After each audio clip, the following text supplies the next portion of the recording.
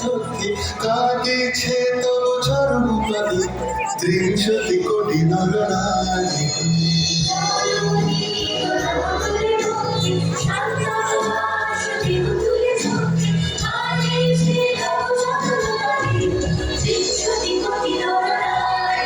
যারা স্বর্গগত তারা এখনো জানে স্বর্গের যে প্রিয় জন্মভূমি এসো স্বদেশ প্রবীর মহাদীক্ষান সেই মৃত্যুর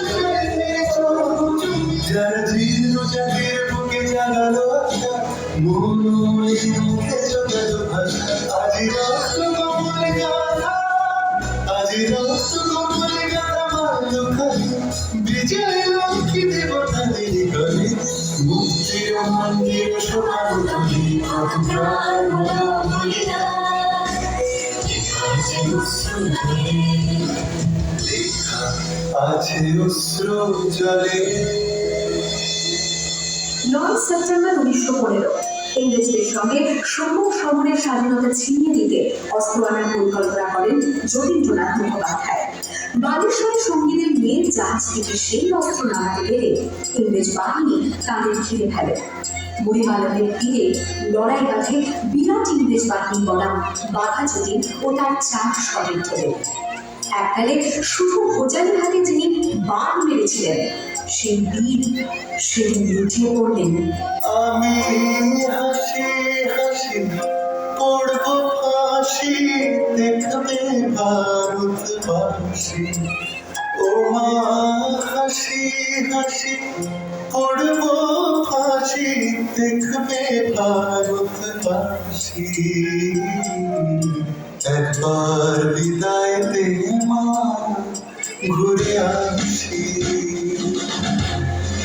18 এপ্রিল 1918 মাস্টারদা সূর্য সেন ও তার 65 জন শিষ্য মিলে পরিকল্পনা করে চট্টগ্রামে ব্রিটিশ পুলিশের অস্ত্রাগার লুট করে এবং তারপরে লুকিয়ে আশ্রয় নেয় জালালাবাদ পাহাড়ে।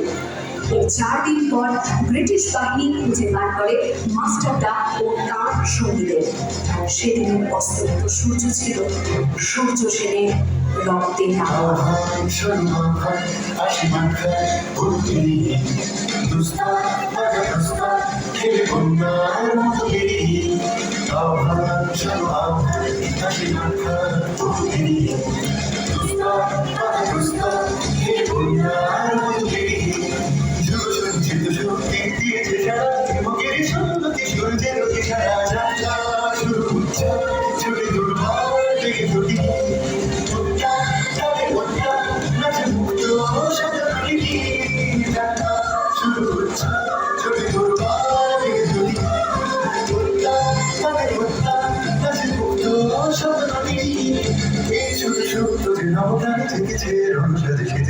অধিকার অর্জনে এই শুধু সুপ্ত যে নবপ্রাণে জেগেছে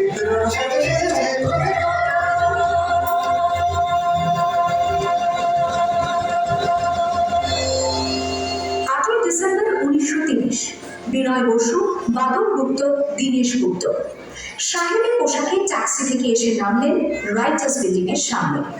সোজা উঠে গেলেন দোতলায়। সামনে সিমসনের ঘর। দ্বাররক্ষীকে ঠেলে ঢুকে গেলেন ভেতরে। বন্দুকের আওয়াজে গর্জে উঠল রাইটার্স। লুটিয়ে পড়লেন সিমসন। এরপর রাইটার্স বিল্ডিং এর অলিন্দ বারবার গর্জে উঠল বিপ্লবীদের গুলির শব্দে।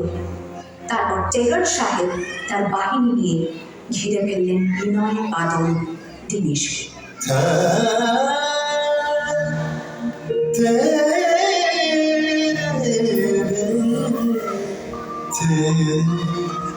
দুর্গবুকের গান্তার মরুদস্তার পারাবারী লঙ্ঘিতে হবে রাত্রি নিষেধে যাত্রীরা বসিয়া।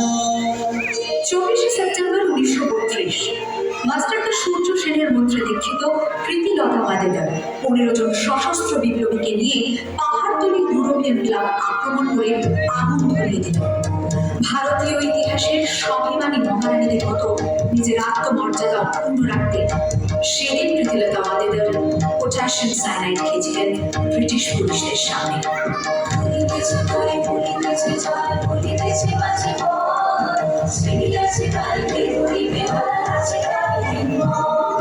দিয়েছো জোয়ান হওয়া আগে যে ভীষণ এ তুফান ভারী দিতে হবে পারি নিতে হবে তোর পা দুর্গমকের কন্যা মরুদুস্তর মারামারি লুঙ্গিতে হবে রাত্রি হিসেবে যাত্রীরা হুঁশিয়ার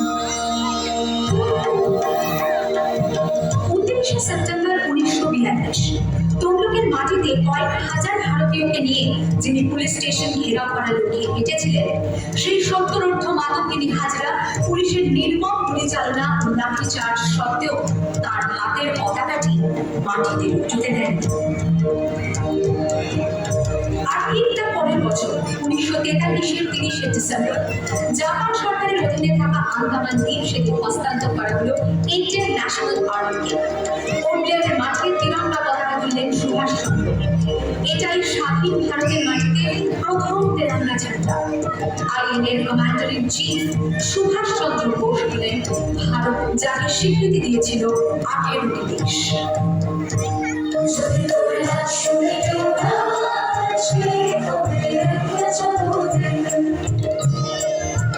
वंदे मातरम।